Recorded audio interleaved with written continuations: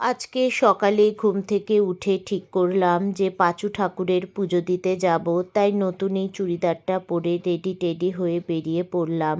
বাস স্ট্যান্ডে কিছুক্ষণ অপেক্ষা করার পরও যখন বাস এলো না, তখন এখান থেকে একটা টোটো ধরে নিলাম। আর আমরা আজকে পুজো দিতে যাচ্ছি পাঁচু ঠাকুরের মন্দিরে। পাঁচু ঠাকুরের মন্দিরটা ফুলিয়ার নবলায়। তো এখন আমরা মন্দিরে চলে এসেছি। এই হচ্ছে জোড়া গোপাল, পাঁচু আর গোপাল মিলে একসাথে পাঁচু ঠাকুর বা পাঁচু গোপাল। মন্দিরের এই পুরোহিত মশাই খুব যত্ন করে আমাদের পুজো দেওয়ালেন, অঞ্জলি দিলাম। আর এই হচ্ছে 200 বছরের পুরনো গাছ। আর এখানে অন্যান্য দিন ঝাড়ানো হয়। পুজো দিয়ে সোজা চলে এলাম ফুলিয়া বাস স্ট্যান্ডে।